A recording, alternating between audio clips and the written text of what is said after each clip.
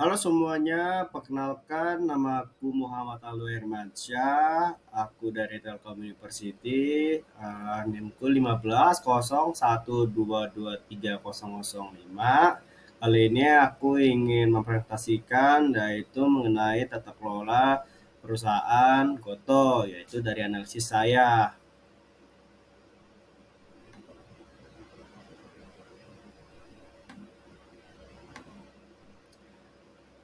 Untuk pembuatnya tersendiri yaitu ada saya, biasa dipanggil Al.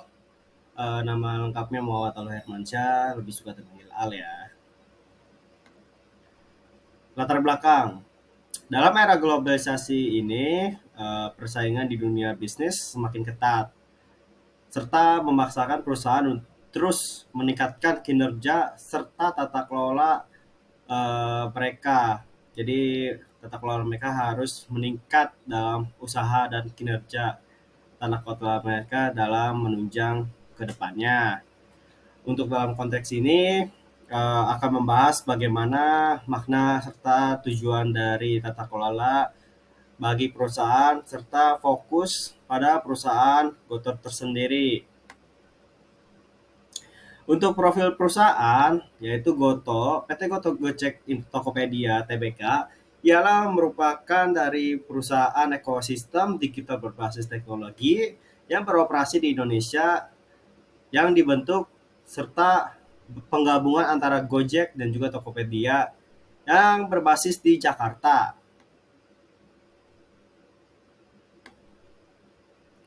Untuk visi misinya yaitu visi misi Goto adalah untuk mendorong kemajuan serta menawarkan infrastruktur, teknologi, dan juga solusi terhadap semua orang untuk mengakses dan berkembang dalam ekonomi digital.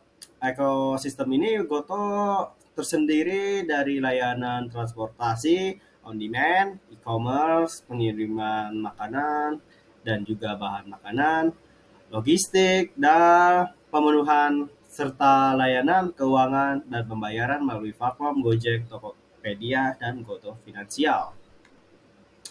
Nah, di sini ada struktur organisasinya yang diketuai oleh Agus Martowardojo.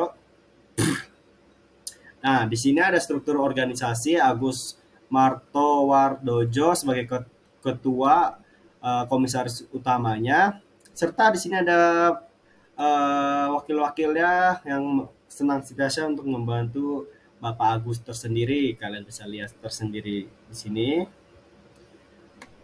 Untuk yang direktur utamanya yaitu ada Sugito Walujo, serta ada juga wakil-wakilnya.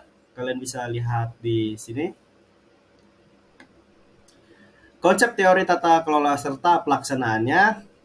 Untuk konsep serta teori tata kelola perusahaan ini melibatkan serangkaian praktik serta kebijakan terhadap prosedur yang dirancang untuk memastikan perusahaan dijalankan dengan efisien, transparan, dan akuntabel. Pada konteks tersebut kebijakan perusahaan ya.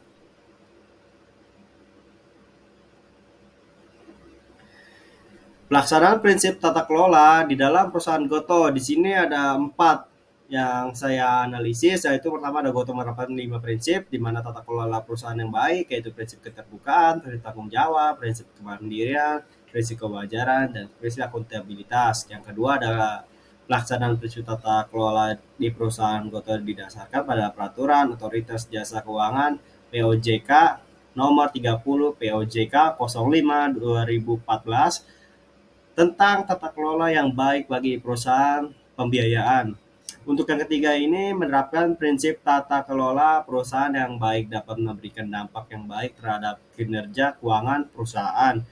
Yang keempat yaitu investasi Telkomsel di Goto juga sesuai dengan prinsip tata kelola perusahaan yang baik. Pengukuran dan dampak tata kelola terhadap kinerja perusahaan, yaitu praktik tata kelola perusahaan yang baik di Goto masih menghadapi tantangan di Indonesia tersendiri ya, yang terkait aktivitas dari operasional yang dapat mempengaruhi implementasi ISG. ISG tersebut yaitu environmental, social, and governance, yaitu struktur tata kelola Goto untuk dirancang mengatasi risiko, tantangan, dan prioritas yang berkaitan menunjukkan komitmen terhadap tata kelola yang efektif. Untuk khususnya yaitu terkait aktivitasnya operasional yang dapat mempengaruhi implementasi environmental, sosial, dan government ESG.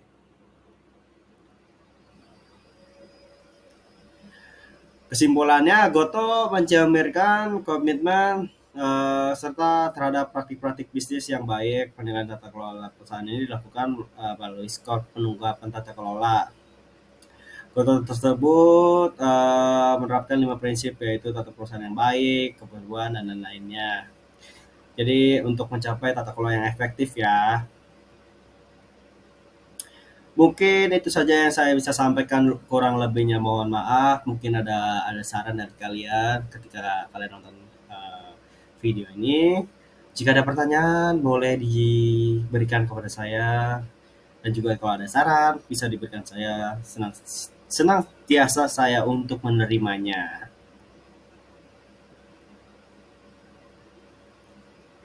Sekian dari saya. Terima kasih telah mendengarkan dan memberikan saran kepada kami, yaitu saya, Al. Sekian, terima kasih.